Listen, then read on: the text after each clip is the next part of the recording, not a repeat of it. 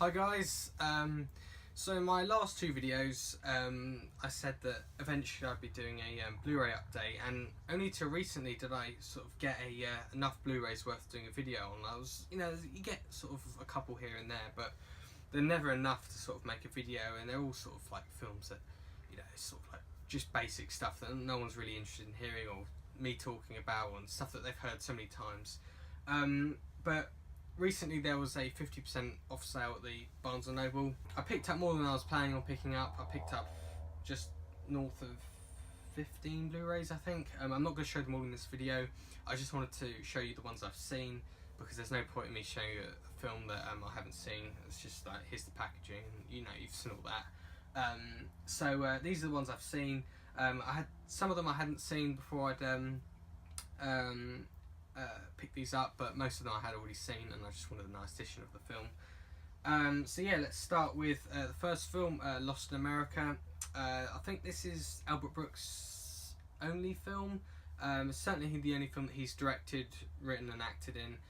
I thought it was really good. I didn't have huge expectations, just because from the stuff I'd heard online, it's a good film, but it's nothing amazing. That's why I was quite surprised that it got the Criterion treatment. Just sort of a 80s comedy with Albert Brooks and Julie Haggerty from Airplane. Wouldn't really be one of the must-own Criterion titles, but it came out and I was really interested to see it. It's got a sort of really nice 2K scan, so it looks really nice. Yeah, I thought it was good. It's funny, well directed. I had a sort of really nice plot, sort of about giving up your life and going on a Winnebago across America. That's certainly something that we'd all like to do at some point. But yeah, I really enjoyed it. There's a specific scene towards the end when he's in an interview just for this it's like a sort of job centre in Arizona, and it's a really, really funny scene. Yeah, I really enjoyed it. So yeah, next up is something I've been meaning to get for quite a while actually. It completes my Richard Linklater Criterion collection. I have Before Trilogy, Boyhood, Dazed and Confused, and now I have Slacker, his first film. And this also includes some of his earlier short films. So this is his first feature film, widely seen as one of the big sort of pillars that kick-started the sort of American independent film renaissance.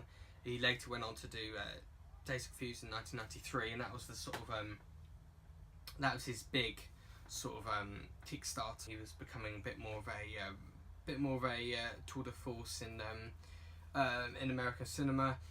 And Slacker was really interesting though, because that's for me that's sort of distilled Richard Linklater. It's the sort of sort of just the camera just looking at people talking spontaneously. I don't think any of them were actors. I could be wrong. I think most of them are just sort of local Texans where he was shooting in Austin. And yeah, I thought it was really, really good. It's probably not for everyone's taste. Some people would find it either the lack of structure or the sort of, I don't know. It's just it's a very basic film. It's a stripped down look into any old normal day, just going from character to character. That's not for everyone's taste, but as a fan of Linklater, Slacker really demonstrates that no one quite has the humanist touch that Linklater has working today. There's no one else that quite is able to get the sort of candid spontaneity out of actors. It's remarkable, and I think that's the film that really demonstrates that.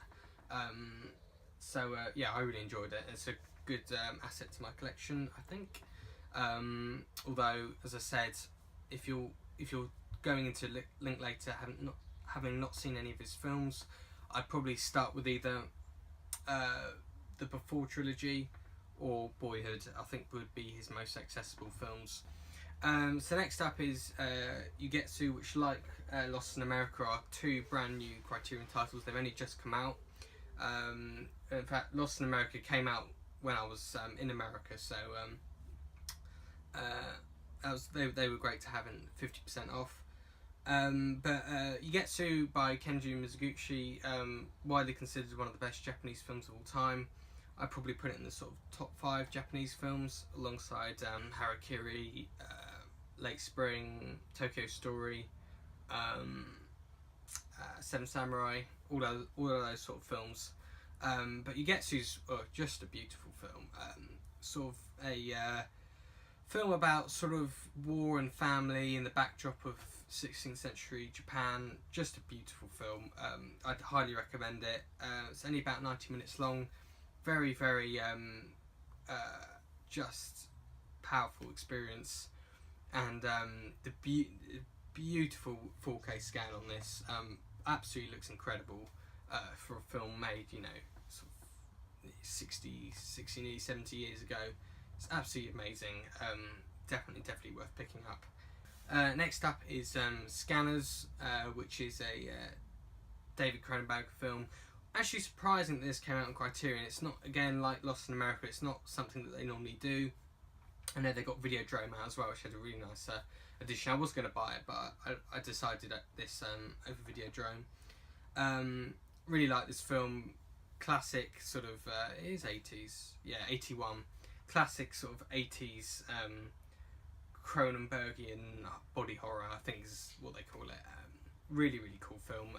If you ever heard of it, I mean, there's not much I can say on it really, but the film that the image that symbolises this film is the head blowing up. Amazing special effect.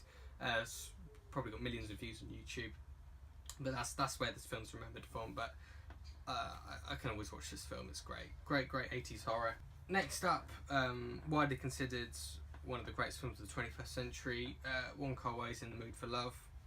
Yeah, it's stunning.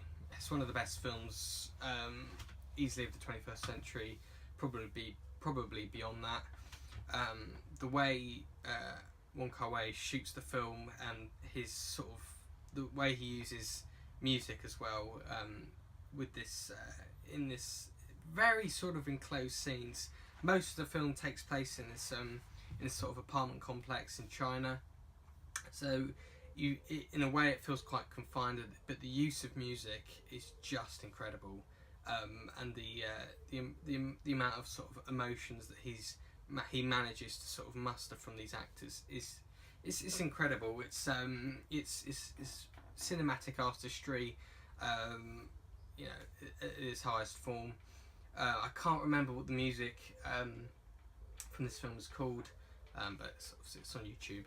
I'll put a link in the description, but it's got beautiful music. But yeah, it's a masterpiece. Next film is a film I hadn't seen until I got the Criterion. It's, having seen it now, it's one of the great crimes of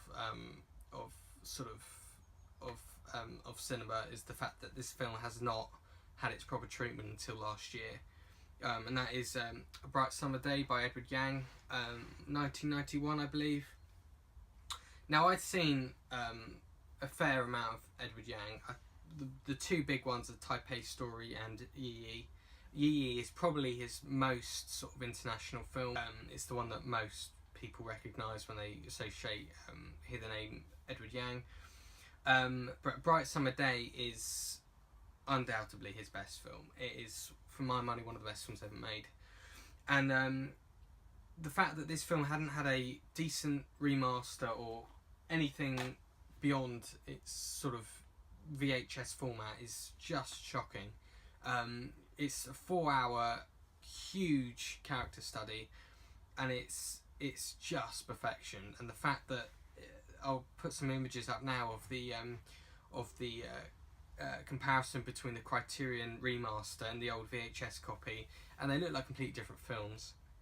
Edward Yang's cinematic mastery is completely undermined, and Criterion Collection have done the Lord's work by completely remastering it. It looks just incredible now, and so it should. You know, Edward Yang's a remarkable visualist, and all of his films, when given the proper treatment, look absolutely incredible. And I would say this is probably his best looking film, and that really sort of complements the sort of grand nature of the story.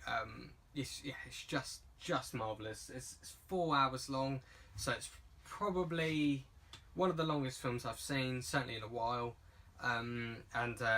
It's a film I feel like revisiting as well, and for sort of 230 minutes.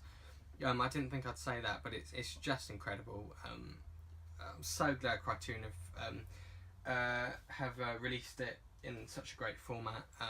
Deserved release. It's just incredible. So next up is a film I've seen many times, but I've just never had a release for it. I think I had a DVD for it once, but I think I got rid of that when I got rid of all my DVDs. But that is Chaplin's Modern Times. Well, people always ask me what's my favourite Chaplin film, and I mean, I'm not as big of a Chaplin fan as most are. As far as silent cinema goes, I'm more of a Keaton and Harold Lloyd fan. But there's no doubt that in the sort of beyond the silent era, Chaplin made some really great films, and obviously Modern Times, 1936, so it's a very late silent film, but it is probably his best. That or City Lights, so they're the two that are most talked about in his sort of silent films. But Modern Times is more of an interesting sort of political, social commentary, and one that's just as relevant today as it was back in the 30s after the Depression. This sort of the effect of sort of industrialisation and the rise of technology, modern times, and the effect that has on people. Certainly the effect, so you can just link it to day-to-day life when you see sort of like self-checkouts and all that sort of thing, and you think that, is this eventually going to be a world run by robots? It's a genuine thing. I mean, technology seems to be an unstoppable force, and as sort of advanced as it seems now, back as soon as the first sort of signs of like new technology began, following industrialisation, that was the real big change, because that changed everything. What we've got now is just sort of like sort of slow advancements of current stuff, but when it first sort of became big and started to change people's way of life, that was when it was really big. But as I said, it's just as relevant today, and sort of Chaplin's use of storytelling. There's a specific lady in the film, I can't remember what her name is, but that his sort of commentary on sort of the Great Depression, the backdrop of this relationship he has, is classic Chaplin. I do love this film. It is a brilliant film. Speaking of Harold Lloyd, I got Safety Last, his 1923 picture. For my money, one of the best silent films ever made. Certainly one of the best silent comedies. The final scene is just incredible. Really, for me, when you show this film, people cannot believe how underappreciated Harold Lloyd is.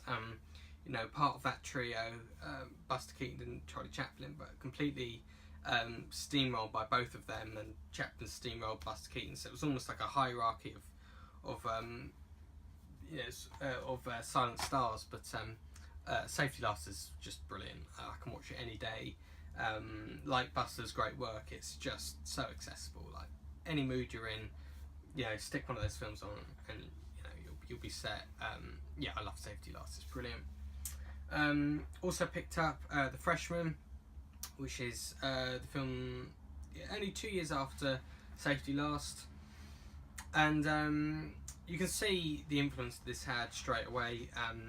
I think in the late 20s, 28 possibly, when Buster Keaton made College, you can see the influence that this had. It had an immediate sort of impact on silent cinema. And again, isn't as appreciated as a film like The College. And I believe it had so much influence on Buster's storytelling. I think he had to change a couple of things. I might have got that wrong, but I think Buster had a great fondness for that film, and sort of the way he used sports within for his comedy was it's a great film. Not as good as Safety Last, but probably definitely his second best or certainly his second most famous film anyway. I like a lot of Lloyd's short films as well, unlike Chaplin and Buster, whose short films are questionable. I quite like a lot of Harold Lloyd's short films. I think there's some on there actually as well. But yeah, those two are definitely the pillars of his career. Next up is It's Mad World, Four Mads. Stanley Kramer comedy epic, huge ensemble cast, Mickey Rooney, there's countless. This was actually, I believe, one of the big sort of first films to be shot on 70mm actually. In fact, the lenses that were used for this film were actually used for The Hateful Eight by Quentin Tarantino. And yeah, it's a film of epic proportion. I love it. I thought it's great. It's got the theatrical cut, which is just shy of 3 hours, and it's got the longer cut, which is over 200 minutes. So it's a really long film. I just watched the theatrical version when I rewatched it on there, but I'll probably watch the extended version later. Yeah, it's a great film. One of the best comedies of the 60s, definitely. And it's a lot more than that as well, especially in its sort of scale and stuff. You could admire it from so many different viewpoints, but as a comedy it's brilliant. Next up is The Killing, which helps me complete my Kubrick collection. I've got Paths of Glory as well on Criterion. I think this was one of Quentin Tarantino's inspirations for Reservoir Dogs. Obviously very loose, but the style of this film was definitely lifted by Tarantino, definitely. Yeah, it's a great film. Probably his first great film. I'd say that Kubrick became the sort of masterclass that we know today with Paths of Glory, but this is definitely his first good film. I think there's definitely questions over Fear and Desire. I think this has also got Killer's Kiss on it as well, which is a good film. But The Killing was his sort of was when he became a recognisable name. I think it's great. Sterling, what's his name? I can't remember what his name is now. That's really irritating. Let's have a look. Sterling Hayden, definitely, of course. Oh yeah, I've got Doctor Strangelove on Criterion as well, which Sterling Hayden's in. Yeah, great performance. Just a really enjoyable film. But as I said, he became what we know him today, I think, with Paths of Glory, which I still think is one of his best films. Finally, we have Tokyo Story by Yasuhiro Ozu. This actually helps me complete my Ozu collection, which is getting bigger and bigger. I already have Late Spring and Autumn Afternoon on Criterion, so I want to get Good Morning, and a couple of I've got a couple of other films that he's done early summer, I think. I've got the BFI Blu-rays of those. I already had Tokyo Story. That's why I'm saying it's going to help me complete it, because I didn't actually need this film, but I wanted to get it on Criterion. Yeah, I have the BFI Blu-ray a couple of years back. But yeah, widely considered one of the greatest films ever made, and rightly so. I think when Sight and Sound did their greatest films of all time poll, I think the director poll, I think they voted the greatest film ever made. And you know, it's very few people could argue with that. I still think Late Spring is his best film, but Tokyo Story is definitely you know, his the one he's best known for anyway. Just fantastic. Again, it's like so many films here. There's little you can say about them that brings anything new to the dialogue, but yeah, it's a brilliant film. So yeah, that's all the films that I've seen that I wanted to show you. Again, I had probably about another 5, but I have yet to see them, so there's no point in me showing them to you. But yeah, hope you enjoyed that. I know there's a lot of people are always intrigued about the Criterion's around this sort of season around Barnes and Noble sale. People expect people to be. I've seen a lot of people get really quite a few titles when I was in the shop. the guy at the counter showed me this because I was looking for a couple of titles, and he let me take them some out of this box that someone had pre-ordered, and you could replace them later on. And some guy must have ordered about 60 titles, had all stacked up in his box ready to pick up. So there's sort of a big craze around this time when they come 50%, because they've just become a bit more easy to afford, definitely. I mean, there's so many that I didn't really need to get, but I'm glad that I got them anyway, because it's they're really nice things to keep, and you know, they don't really age, because they're sort of the best editions of these films you'll be able to get. So yeah, thanks for watching, guys, and I'll catch you later.